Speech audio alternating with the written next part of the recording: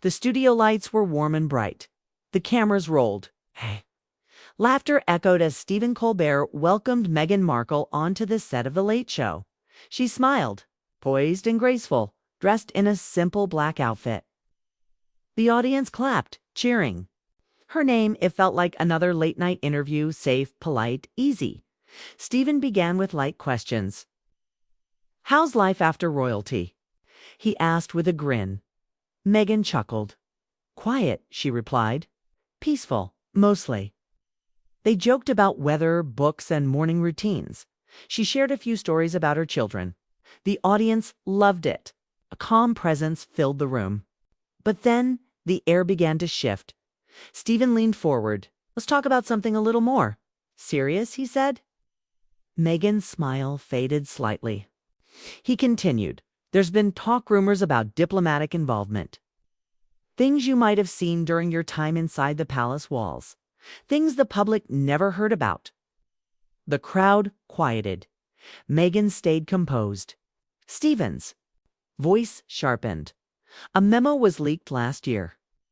It mentioned a royal asset who stopped a classified operation in East Africa. People say that person was you." Meghan looked at him. Her expression didn't change, but the silence stretched. "I'm sorry," she said softly. "I thought we were here to talk about community work and women's rights." Colbert tried to lighten the moment with a joke. "Well, they say truth is part of community too, right?" A few in the audience laughed nervously. But Meghan didn't. She sat still, her eyes fixed on him. Stephen pushed again. "Did you know about Raven?" "Protocol." The room went cold. Meghan blinked slowly. "I'm not here to talk about classified missions or rumors," she said, "especially not ones tied to pain and silence." Stephen looked uncomfortable. The producers behind the camera shifted. Meghan glanced toward the audience, then down. At her lap, there was one last question on Colbert's card. He hesitated, then asked it anyway. "Were you ever asked to keep quiet about things that could harm powerful people?" The words echoed. Meghan looked at him. The seconds passed. No sound, no movement. Then, without a word, she stood up. The chair creaked behind her. The audience sat frozen. Even Colbert didn't speak. She looked at him for a long moment. No anger, no fear, just something deeper. A quiet decision. She turned, walked away. Off the stage, past the cameras, through the curtains, gone. The audience gasped. The silence in the studio was louder. Then applause. Stephen sat there, stunned, blinking, unsure if the show was still happening. The producer shouted cut, but nobody moved. Within minutes, the internet was on fire. #MeghanWalksOut started trending. Clips of her standing up, silent and still, were played in slow motion. The media exploded with theories. Why did she walk out? What was Raven Protocol? What did she mean by pain and silence? Some thought she had broken under pressure. Others believed she had planned the whole thing. But a few voices, quiet, careful voices, said something different. She said more in silence than any words could say. One journalist tweeted, behind the headlines, something else began. Calls were made. Government officials began checking old files. Intelligence agents were alerted. A memo labeled restricted started circulating through private emails. In newsroom boardrooms and government offices, people were not laughing. They were watching. Stephen Colbert didn't return to the show the next night. He released a short message.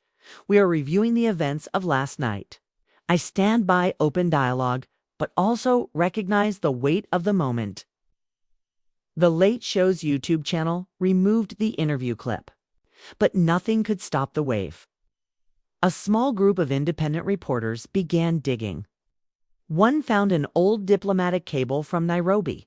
Another found a name James Whitaker. A third found records of a halted military operation years ago, buried, under redacted documents and blank pages. And all of them kept asking the same thing. Why did Meghan walk out? She hadn't shouted. She hadn't accused anyone.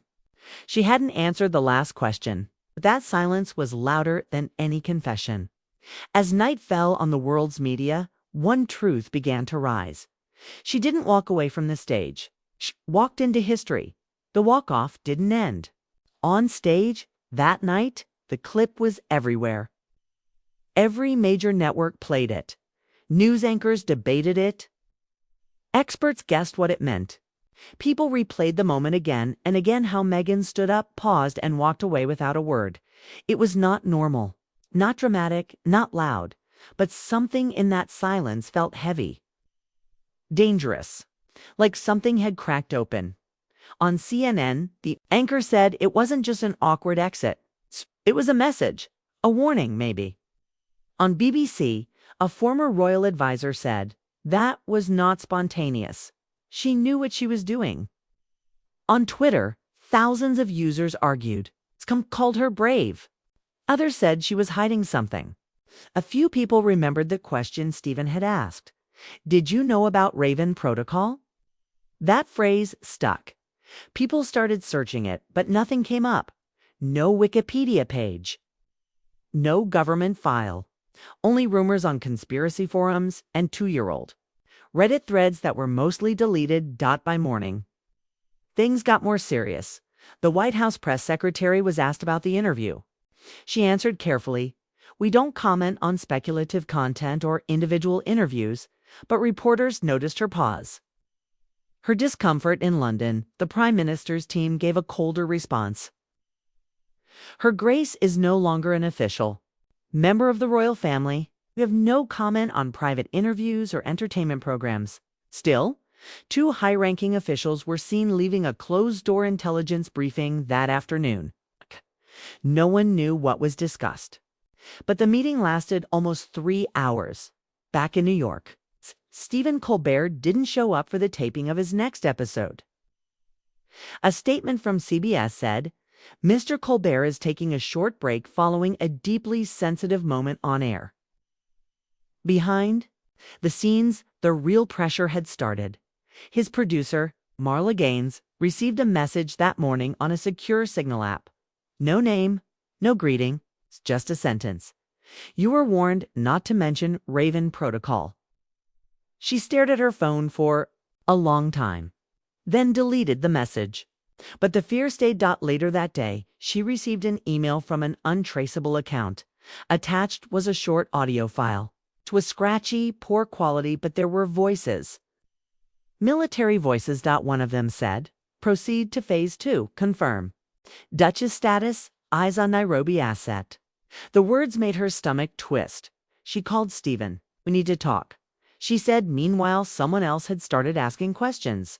Lena Rivera, a 29-year-old investigative reporter with CNN's international desk, sat in a cafe in Brussels watching the Meghan clip for the 5th time. She wasn't interested in drama. She didn't care about celebrities. But when she heard the words Raven Protocol, something clicked. She had seen that phrase before. 2 years ago, she had been following a story about a U.S. drone strike gone wrong in Africa. The official report was short. A mistake. No survivors. Case closed. But one source, a Kenyan military contact, had whispered something different. There was a British team nearby, and someone stopped the final order. Someone high-level, female, protected. He didn't say more. She couldn't prove anything. The story never aired. Until now. Lena opened her old files, found the notes, the timelines matched. Location, Kenya. The date 6 weeks before Meghan and Harry announced their royal exit. It was a long shot. But she sent a message to the old source anyway. It read, "Do you remember the Duchess?" Back in Los Angeles, Meghan stayed quiet. She didn't post. She didn't reply to interviews. But she was not hiding. That morning, a private jet landed in Geneva. Meghan stepped off with a single assistant and 2 bodyguards. No press, no announcement. She entered a tall glass building near the UN headquarters. Inside, she met with André Lemoine, a human rights lawyer with access to classified UN reports on war crimes and covert operations. The meeting lasted 2 hours. No one knew what was discussed. No one knew what documents were exchanged. But when she left, Andre told a reporter waiting outside, "She is not running from the truth. She's carrying it." That quote went viral. The silence was no longer just a moment on television. It was growing into something else, something much bigger. By the evening, whispers turned into warnings. An editor at The Guardian received an anonymous tip. "Watch Raven Protocol. You're next." A senior producer at CNN received a package inside. Was a single printed page with blacked outlines. Only one sentence remained. "If she speaks, everything falls." It wasn't about celebrity anymore. It wasn't about television. Something darker was waking up. Something powerful, and Meghan's walk-off was no longer just a reaction, it was the first move. Lena Rivera sat alone in her small hotel room in Brussels. The windows were closed, the lights dimmed, and her laptop screen glowed in the dark. She had been up all night, going through old files, cross-checking timelines, and sending quiet messages. 2 sources she hadn't spoken to in years. Finally, at 3:17 a.m., her phone buzzed. It was from the Kenyan military contact she had spoken to 2 years ago. The one who first whispered about a female royal who stopped something big. His message was short. The Duchess knew. "Look for Lt. James Whittaker." She paused. That name wasn't familiar. She opened a secure database used by international journalists. It took a few minutes, but then a profile appeared. Lt. James Whittaker, British Special Forces. Last active in 2019. Missing in action. Operation classified. Last location, northern Kenya. The file ended there. No photo, no follow-up. Just a blank space where a life used to be. Lena's heart beat faster. She checked the timeline again. Whittaker's disappearance happened just weeks before Meghan and Prince Harry announced their break from the royal family. The media had blamed the British press, pressure, and public life. But maybe, just maybe, there was more behind that. Decision. She picked up her phone and dialed her editor in New York. "You're calling at 4 in the morning," he said groggily. "Just listen," she said. "I think Meghan was connected to an illegal joint operation between UK and US forces. I think she tried to stop it. And I think someone tried to bury it." There was silence, then a sigh. "If you're wrong, you lose your job." "If I'm right," she said, "we're sitting on the biggest international story since Snowden." He hung up without another word. Halfway across the world in Geneva, Meghan stood near a tall window in a private office. The lawyer Andre Lemoine watched her closely. "They will come after you now," he said quietly. "I know," she replied. "You still want to speak?" She nodded. "The world deserves the truth." Andre slid a thin folder across the table. Inside were records copies of signed orders, redacted intelligence memos, and one photo. It showed a dusty Kenyan road, a wrecked military vehicle, and a man in combat gear with blood on his hands. On the back of the photo, Whittaker. 12.06. 19, they said it was a simple patrol, Andre whispered. But it was more than that. Meghan closed the folder. "They used civilians as bait to force rebels into the open," she said. "And when I found out, I tried to speak to the Foreign Office. They told me to stay quiet for national security, for the royal family's image. They said my voice would destabilize diplomacy," Andre asked. "Why now?" Meghan looked up. Her voice was steady. "Because silence helps no one but the guilty." Back in New York, Colbert sat in a private meeting with CBS executives. His face was pale.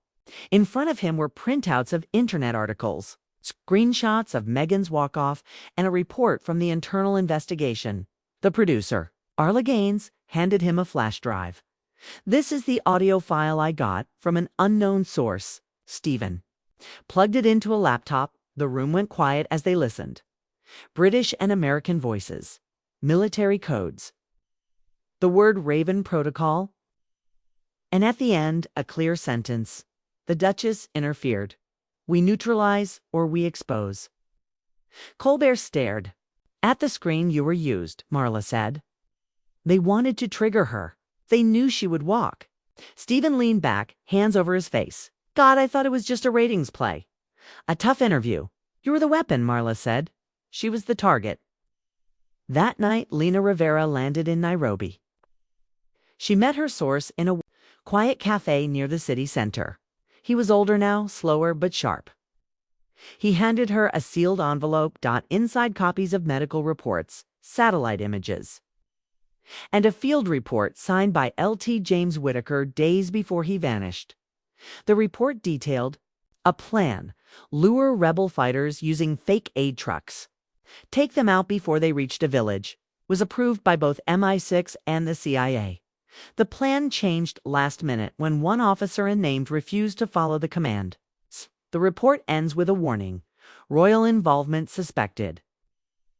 Local interference reported. Operation compromised. Lena looked up. Who was the local interference? The source smiled. She wore no uniform, but she carried more power than all of them combined. And in that moment, Lena understood. This wasn't just about one operation or one interview. This was about who controls the truth and who's willing to break everything to protect it. A storm was building, but not outside. It was in newsrooms, government offices, and embassy halls around the world by the next morning. The Guardian published a headline that shook the internet: Raven Protocol, the operation that never happened. Until now. The article was written by Lena Rivera. She didn't use full names. Not yet. But she connected the dots: a covert military strike to allied governments, civilian deaths, and a mysterious royal observer who stopped the mission at the last moment. She mentioned Lt. James Whitaker. She mentioned an unnamed duchess. The world started guessing. Comments exploded. Is this about Meghan? Did the royals know about this? Colbert was used as a trap. Within hours, the British government issued a short, cold statement. The Ministry of Defense does not comment on classified operations or unofficial reports from foreign media. But that wasn't enough anymore, because now it wasn't just about Meghan. Back in Geneva, Meghan sat quietly in a private conference room. She was preparing her statement. No royal guards, no fancy stage. Just her, a small camera, and the truth. Andre Lemoyne read the first draft of her message. It's strong, he said. But are you sure you want to go on record? I have to, Meghan replied. They already turned me into the story. Now I will give them the truth. He nodded slowly. This will burn bridges. She looked straight at him. Some bridges are meant to burn. They pressed record. She spoke calmly, clearly. She told the world about one moment when she learned about Raven Protocol. How she found documents hidden in diplomatic channels. How she questioned it and was told, "This is above you." She paused. I wasn't a soldier. I wasn't a politician. I was told to smile, wave, and remain silent.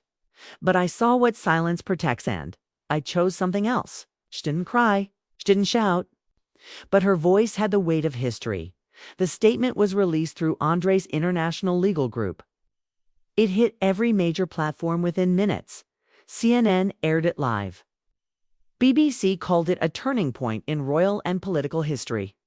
Al Jazeera replayed it on loop. Kate's alongside satellite images from northern Kenya. But the biggest shock came just an hour later. A whistleblower from MI6 sent Lena Rivera a set of encrypted files, dozens of pages of internal messages, audio logs, and images. And in the middle of it, one black and white scanned document with the words, "Approved, Raven Protocol signatory, Lt. James Whitaker witnessed, Royal Diplomatic Envoy Duchess M. Markle." There it was. Proof. That night, protests broke out in London, Washington, and Nairobi. Outside Buckingham Palace. People held signs, "Truth over titles, Meghan KNEW." And they buried "IT, where's Whitaker?" Journalists camped outside the palace gates. The royal family released a carefully worded statement. While the Duchess of Sussex no longer represents the crown in official capacity, we are deeply troubled by the growing speculation and are reviewing the matter through appropriate channels. But the world didn't want silence anymore. They wanted answers.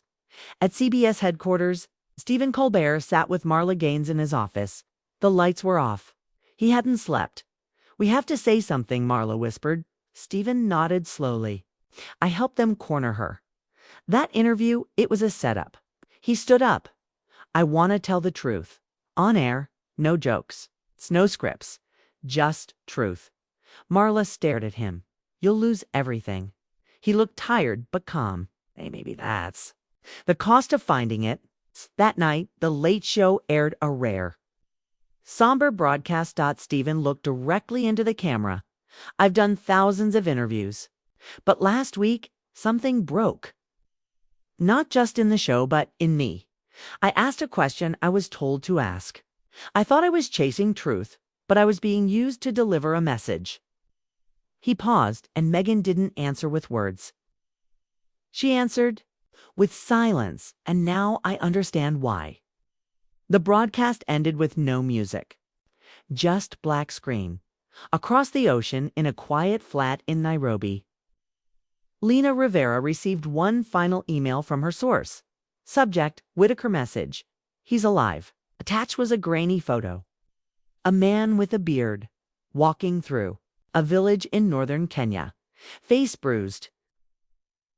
Eyes cautious. Lena stared at it for a long time. Then she opened a blank document. Title, "The Duchess, the Soldier."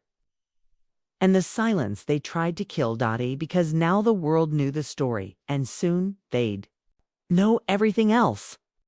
The world was no longer guessing. They had seen the documents. They had heard Meghan's voice. They had watched Colbert admit the truth.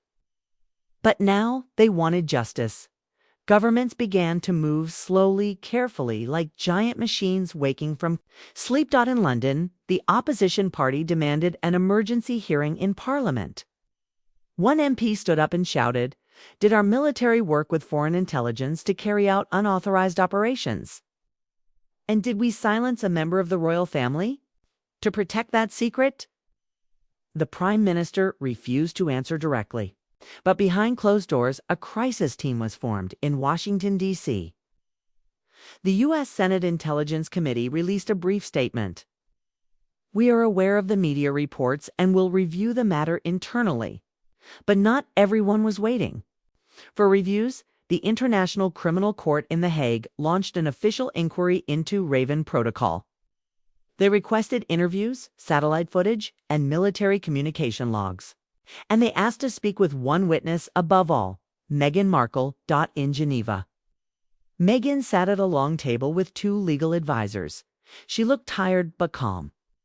A UN investigator across from her placed a thick folder on the table. "We believe at least 9 civilians died during the operation," he said quietly. 2 were children. Meghan closed her eyes for a moment. "I know," she whispered. "I tried to stop it, but I was already too late." The investigator nodded. "You're not here to blame yourself. You're here to help us prove it happened." She opened her folder. Inside were handwritten notes, emails, and a memory stick. It held the only copy of a video James Whitaker had sent her. It showed a dusty village, gunfire, smoke, screaming, and at the end, Whitaker's voice. "They told me it was a mission to stop war, but I only saw death." At the same time, Lena Rivera boarded a small plane in Nairobi. She was flying north, toward a remote area near the Somali border. Her source said Whitaker was alive, hiding under a fake name, afraid of being hunted by his own government. She carried only a backpack, a small camera, and a hidden GPS tracker in case something went wrong. After 2 hours of rough flight, she landed near a dirt road. A car was waiting. An old man in a scarf nodded and said, "We go now." They drove for over an hour. Then they reached a village of clay houses and dry fields, and they're standing beside A water well was James Whittaker. He looked different, thinner, worn, but the eyes were sharp, alert. He recognized Lena instantly. "I knew someone would come. Eventually," he said. "I just didn't think it would be you." She stepped forward slowly. "I need your story, and the world needs your truth." He didn't answer for a long time. Then he said, "All right. But I want one thing." "What?" "I want to face them. In court." News of Whittaker's survival spread like wildfire. Breaking missing British officer found alive in Kenya. Set to testify on Raven Protocol, the British military issued a tight-lipped statement. "We are aware of the individual's location." No further comment. But Lena had already arranged his travel to The Hague under UN protection. It was official now. There would be a trial. 1 week later, the courtroom was filled. Cameras weren't allowed inside, but reporters stood outside the gates, narrating every move. Megan arrived first. Dressed in gray, no makeup, no entourage. She walked with steady steps. Then came James Whittaker, escorted by 2 unguards. He gave a small nod to Megan. She returned it. The trial began. The first day, Megan spoke. She told the court how she discovered a file marked Raven Protocol inside an embassy envelope, how she read about the mission, how she asked questions, and how, after speaking up, she was told, "If you open this door, you won't be able to close it." Then James testified.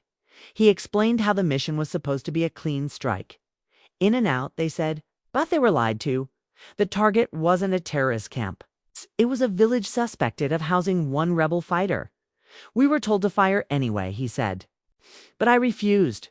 I took the footage, I ran, and I hid, 'cause I knew they'd come after me." Back in New York, Stephen Colbert watched the trial alone in his apartment.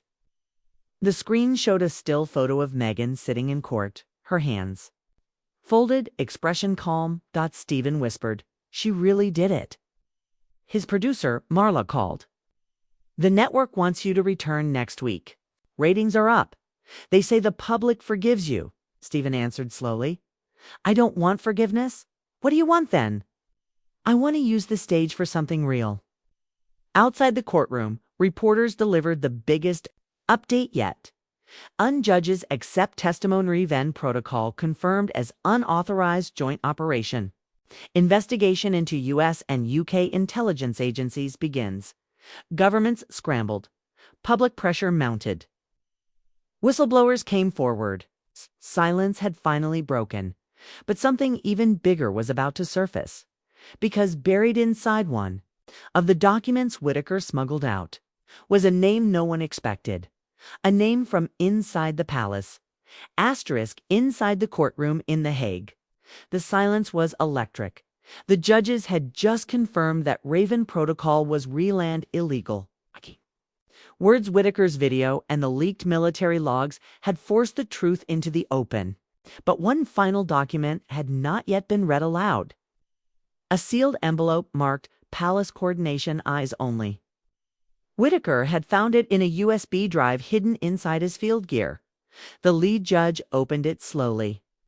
Inside, just 2 printed pages. Everyone in the courtroom leaned forward. At the top of the second page was a name.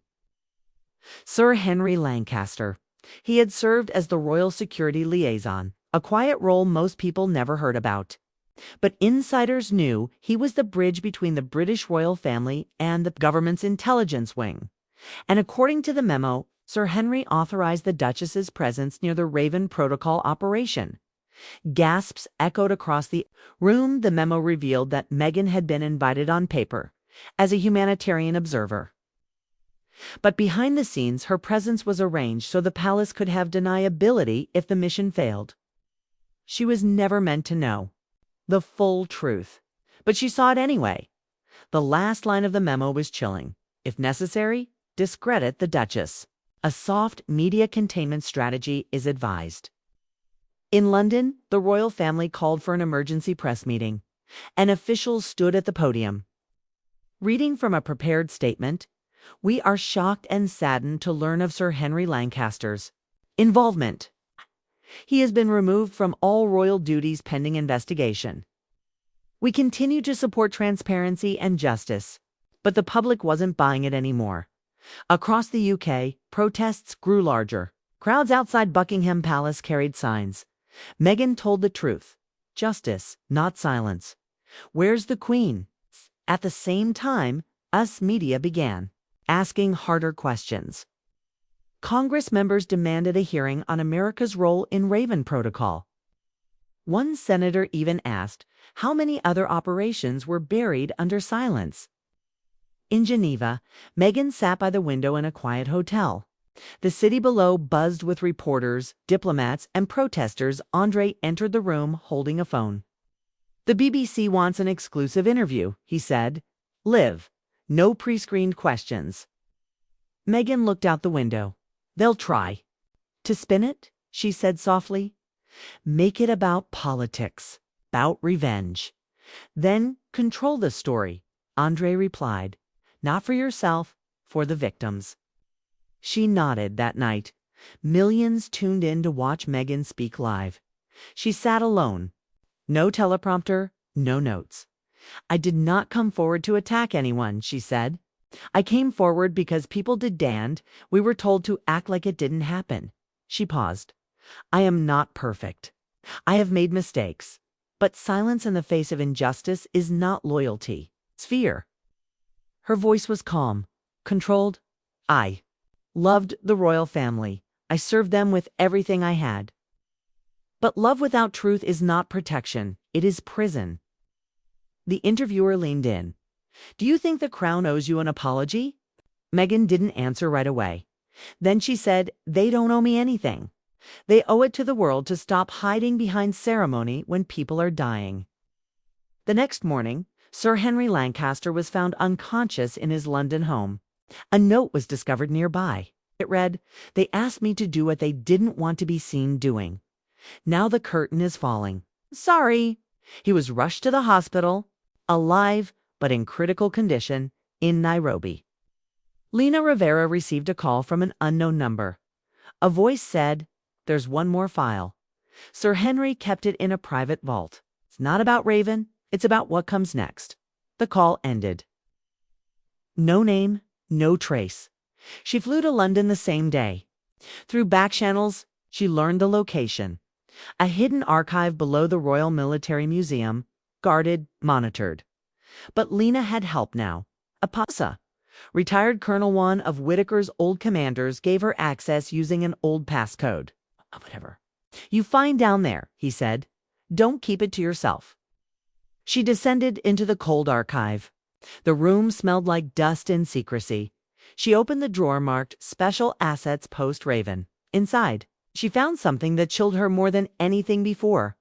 A blueprint for Operation Horizon. Unlike Raven, Horizon wasn't just one strike. It was a systematic digital surveillance program targeting journalists, activists, and influential threats to national harmony. And Meghan's name appeared in the list of risk profiles. So did Lena's, so did James Whitaker's. It wasn't over, it was only beginning. Lena Rivera stood in the dim archive room, staring at the documents in her shaking hands. Operation Horizon wasn't just a secret plan. It was a weapon, digital, silent, invisible. A tool to monitor, target, and erase people who spoke too loudly inside. The file were names: Meghan Markle, LT, James Whitaker, Lena Rivera. And dozens more.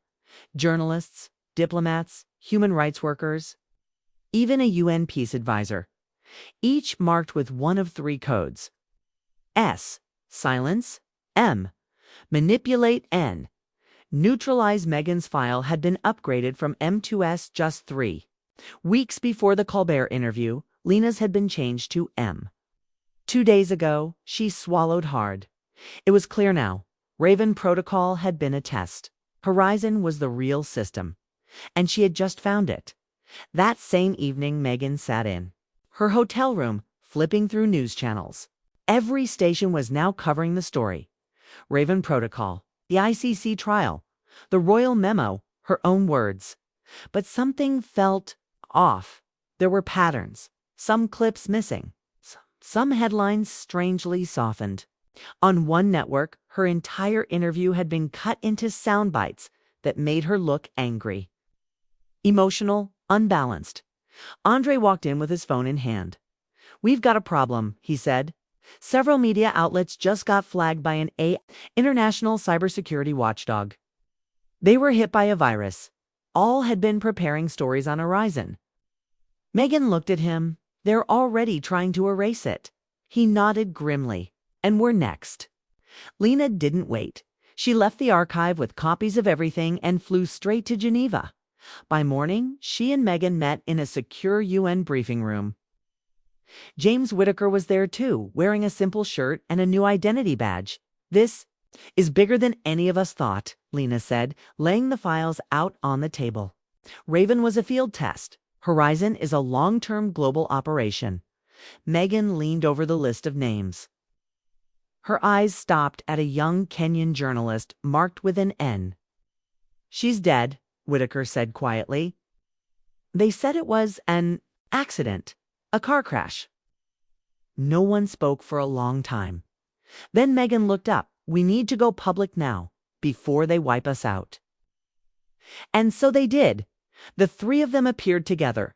Levon, an emergency international broadcast hosted by a neutral news outlet from Iceland, the anchor, introduced them with a firm voice. "What you are about to see may change how you view global power forever." They presented the Raven Protocol story from start to finish, then unveiled Operation Horizon. They showed the files, the names, the codes, the timelines, and the plans for data control, psychological operations, and targeted media disinformation. "Campaigns, none of us are safe," Lena said. "Not when truth is treated as a threat." "Power," Megan added, "should never be afraid of questions." The broadcast was viewed by 92 million people in the first 12 hours. The world was no longer watching. The world was rising in Washington, D.C. Emergency meetings were called at the NSA and the Pentagon. Congressional leaders demanded answers. In London, mass protests shut down roads outside Parliament. Shut Down Horizon became the largest protest movement since the Iraq War. International courts fast-tracked hearings. Investigators swarmed government tech agencies, and in secret corners of those same governments. People began deleting files, shredding, burning, running, but it was too late. Stephen Colbert, returning to his show, stood in front of a silent audience. He said only one thing: "She walked off my stage." But now, she's rewriting the script for all of us. The next day, Lena received an anonymous email, no name. No subject line, just a message. "Nice try. You exposed Horizon. But have you heard of Gatekeeper?" Attached was a file, encrypted, locked, unknown contents. Her heart sank. A chill ran through. Her Whitaker, standing beside her, read the screen and said, "This isn't over. It's only deeper." Megan sat down slowly. "Then we keep digging, because some stories don't end with silence. They begin with it."